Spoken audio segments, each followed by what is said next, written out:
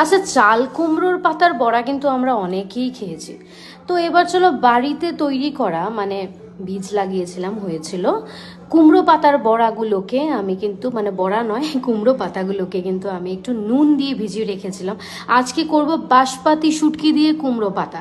আর এখানে পেঁয়াজ, কাঁচা লঙ্কা, একটু শুকনো লঙ্কার গুঁড়ো, রসুন সব কিছু কিন্তু আমি নিয়েছিলাম, মিক্স করে নিয়েছিলাম।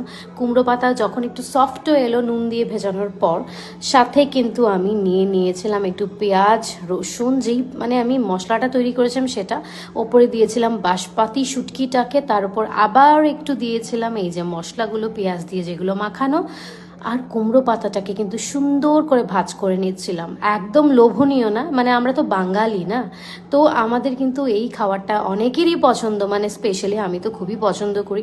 আমার বড়মশাইয়েরও কিন্তু খুব ভালো লাগে। একে একে কিন্তু আমি অনেকগুলো তৈরি করেছিলাম, 5টা বড়া করেছিলাম, আর খেতে কিন্তু দারুণ ছিল। সবাই বলবে আবার দিদি তুমি বলছো যে খেতে দারুণ হয়েছিল। কোনো অসুবিধে নেই, তোমরা বলো না কারা কারা খাবে, আমি নিজে বানিয়ে খাওয়াবো, কোনো অসুবিধে নেই। আর সবগুলো কিন্তু আমি তৈরি করেছিলাম, 5টা বড়াই করেছিলাম আমি কুমড়ো পাতার। বাঙালি বলে কথা, বাঙালি নয়, বলো যে বাঙাল বলে কথা। হ্যাঁ আমি বাঙাল, আমি ত্রিপুরাবাসী, আমার খুব ভালো লাগে। আর কড়াইয়ে তেল দিয়ে কিন্তু আমি বড়াগুলো এক এক করে দিয়ে দিয়েছিলাম।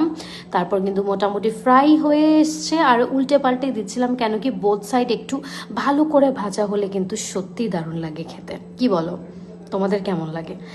আর কি হয়ে গেল মোটামুটি তৈরি। এবার কিন্তু খাওয়ার পালা, গরম গরম ভাতের সাথে। ওফ, কুমড়ো পাতার বড়ার ভেতরেই মানে একদম আস্ত, মানে শুটকিটা, মানে বাঁশপাতি শুটকিটা খেতে কিন্তু দারুণ হয়েছিল। চলে এসো তাড়াতাড়ি, কারা কারা খেতে চাও চলে এসো আমার বাড়ি, চলো।